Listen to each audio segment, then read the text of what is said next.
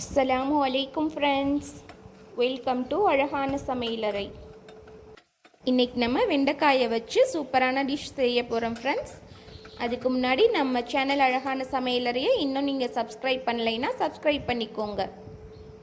First கடாயை அடுப்பில் வச்சு 1 டேபிள் ஸ்பூன் ஆயில் ஊற்றி வெண்டைக்காயை நல்லா வதக்கிக்கிறணும் ஃப்ரெண்ட்ஸ்.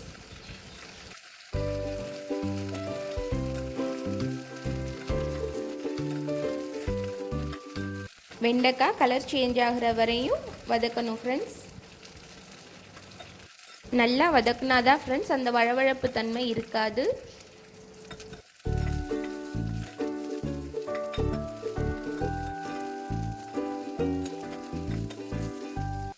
இப்போ நல்லா வதங்கிடுச்சு. இதை வேறு பவுலுக்கு ட்ரான்ஸ்ஃபர் பண்ணிக்கிடுவோம். அதே பேனை அடுப்பில் வச்சு 3 டேபிள் ஸ்பூன் ஆயில் ஊற்றிருக்கேன் ஃப்ரெண்ட்ஸ். நான் கடலெண்ணெய் யூஸ் பண்ணியிருக்கேன். ஆயில் ஹீட் ஆனதும் அதில் 1 டீஸ்பூன் கடுகு, 1 டீஸ்பூன் சீரகம், கொஞ்சமாக கருவேப்பிலை சேர்த்து தாளிச்சுக்கலாம். இதோட ஒரு பெரிய வெங்காயம் கட் பண்ணி வச்சுருக்கேன், அதையும் சேர்த்து நல்லா வதக்கிக்கிடுவோம். வெங்காயம் நல்லா வதங்கணும்.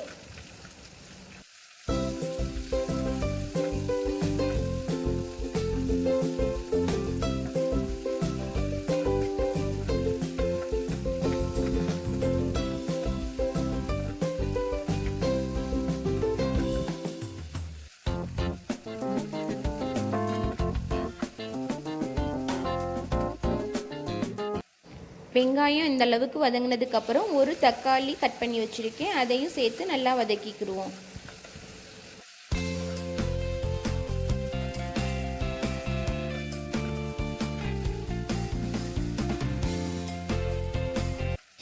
தக்காளி நல்லா மசிஞ்சு வதங்கிருச்சு.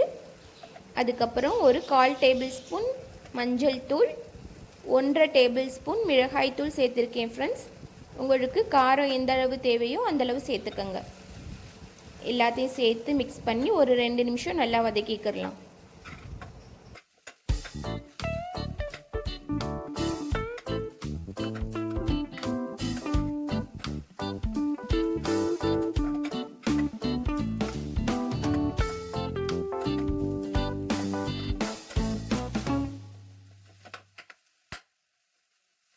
இதுக்கப்புறம் நான் தயிர் 1/2 கப் எடுத்திருக்கேன் ஃப்ரெண்ட்ஸ். அதை நல்லா பீட் பண்ணிவிட்டு இதோடு சேர்த்துக்கிடுவோம். தயிர் ரொம்ப புளிப்பான தயிராக இருக்கக்கூடாது ஃப்ரெண்ட்ஸ், நார்மலான புளிப்பில் இருக்கணும். இந்த டிஷ்ஷுக்கு தேவையான உப்பு சேர்த்துக்குவோம். எல்லாத்தையும் சேர்த்து நல்லா மிக்ஸ் பண்ணி ஒரு மூடி போட்டு ஒரு 2 நிமிஷம் நல்லா வேக விட்டுறலாம். 2 நிமிஷம் ஆயிடுச்சு. நல்லா வற்றி எண்ணெயெலாம் பிரிஞ்சு வந்துருச்சு. இப்போ நம்ம வதக்கி வச்சுருக்க வெண்டைக்காயை இதோட சேர்த்துக்குருவோம் ஃப்ரெண்ட்ஸ்.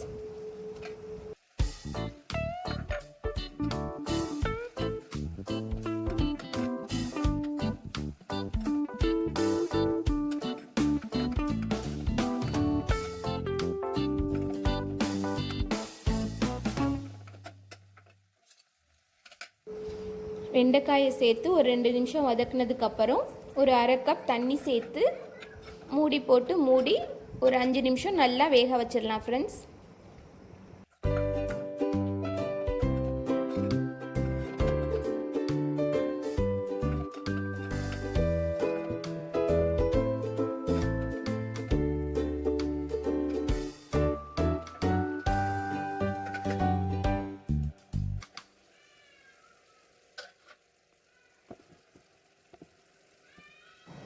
பாருங்கள், வெண்டைக்காய் நல்லா குக் ஆயிடுச்சு.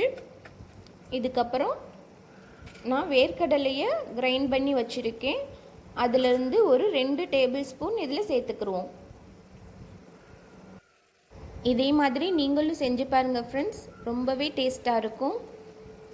வெண்டைக்காய் பிடிக்காதவங்களுக்கு கூட இப்படி செஞ்சு கொடுத்தா நல்லா சாப்பிடுவாங்க. இது சப்பாத்தி கூட ரைஸ் கூடலாம் சைடிஷ்ஷாக சாப்பிட்றதுக்கு ரொம்பவே டேஸ்ட்டாக இருக்கும். ஃபைனலாக இறக்குறதுக்கு முன்னாடி கொஞ்சம் வேர்க்கடலை தூவி 2 நிமிஷத்தில் அடுப்பை ஆஃப் பண்ணிடலாம் ஃப்ரெண்ட்ஸ். அவ்வளோதான், ரொம்ப ஈஸியாக வேலை முடிஞ்சிருச்சு. இது சாம்பார் சாதம் ரச சாதத்தோடையெல்லாம் சாப்பிடையில் ரொம்பவே டேஸ்ட்டாக இருக்கும் ஃப்ரெண்ட்ஸ். நீங்களும் ட்ரை பண்ணி பாருங்கள். ட்ரை பண்ணி பார்த்து டேஸ்ட் எப்படி இருந்துச்சுன்னு கமெண்ட்ஸில் சொல்லுங்கள். இந்த வீடியோ உங்களுக்கு பிடிச்சிருந்துச்சுன்னா லைக் பண்ணுங்கள், ஷேர் பண்ணுங்கள், மறக்காமல் சப்ஸ்கிரைப் பண்ணுங்கள். தேங்க்யூ.